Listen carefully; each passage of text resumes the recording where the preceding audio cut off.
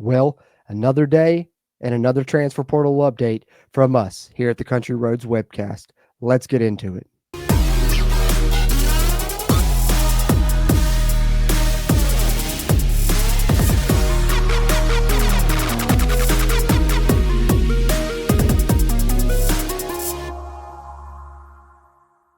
What's going on, Mountaineer Nation? Welcome back in here to the Country Roads webcast, here for our December 19th transfer portal update. As another trio of Mountaineers have decided to enter the portal, we're going to break down who they are and where West Virginia now sits with our transfer portal tracker here on the Country Roads webcast. But before I get into all that, I just want to give you guys a quick reminder. If you would, do me a favor, hit that thumbs up button on this video. Just giving this video a like really helps us a ton with that YouTube algorithm. And if you're a Mountaineer football fan and you haven't yet, be sure to subscribe here to the channel for a ton of transfer portal coverage. There's a lot of roster to rebuild here in the Rich Rod 2.0 era. We'll be covering that roster as it builds, as well as the staff as it forms as well. So if you want to stay in tune with all of that, be sure subscribe here to the channel. And if you want to support us monthly, you can do that as well. We really appreciate that. Helps keep the mics recording and the cameras rolling here on the channel, and you get WVU football bonus content as well as player grades, snap counts, depth chart projections, film reviews, and game rewatch commentaries. If you're able to support us that way, we really appreciate it. But the fast, easy, and free way is just a thumbs up and a subscription here to the channel. With that being said, let's get into it. One of those being offensive lineman Johnny Williams, which I was kind of surprised by this one because he is kind of the heir apparent at left tackle. He had played in some games this season. He just got to play in the entire bowl game, as you know, the coaching staff chose to hold Wyatt Milam out despite Wyatt kind of wanting to play. Johnny Williams gets the start, performs pretty well, actually graded out pretty high on PFF, but unfortunately it seems like that may be an audition for other programs. But he announced on social media here, you can see on his Twitter here, thank you, West Virginia, with his announcement there that he will be entering the transfer portal. So that was one of the trio that we had to enter the portal today, was Johnny Williams. And then, of course, we also had wide receiver DayDay Farmer, which if you guys were subliminally reading in between the lines when me and Steven were doing the watch along, we were kind of talking about DayDay, and we're kind of expecting him to be one that would enter the portal because it doesn't really feel like he was one that necessarily fit into the hard edge culture. But he is a talented player, and I think he will find a home.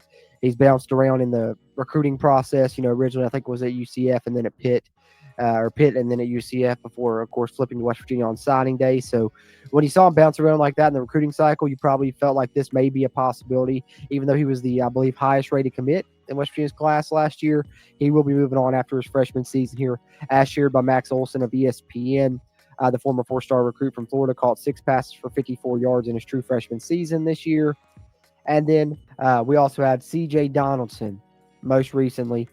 And I think maybe one that we probably didn't see coming, especially last night. You saw him play, and he was given some really strong effort. I think of that 4th and goal touchdown run where he literally left it all on the field. I mean, he went over the sideline and collapsed to get the Mountaineers within striking distance to have one more chance to win that football game. So I think that you can't definitely say that he wasn't, you know, out there fighting and battling. And when you saw that, you were like, maybe that is a hard edge mentality. Maybe this is a guy that's going to come back.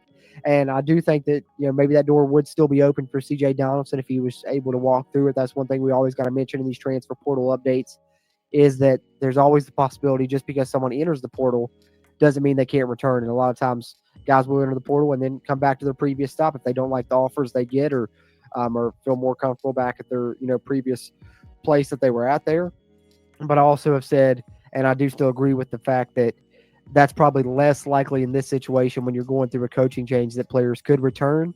But if there is one that has that potential, I think CJ would be up on that list. I think Rich Rod will probably welcome him back with open arms, but he's also going to be a guy that's probably highly sought after.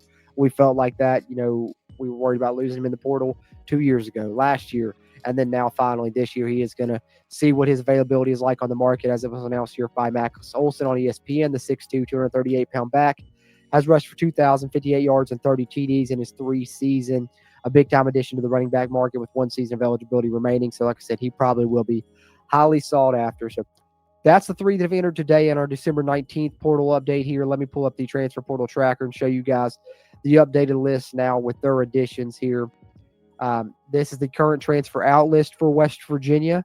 But like I said, there will be a transfer in list coming soon. I think the staff is going to be established in the near future. But once that's in place, you'll start seeing some transfers roll in for West Virginia. But for now, these are the names, the 3 that we covered here in the December 19th update.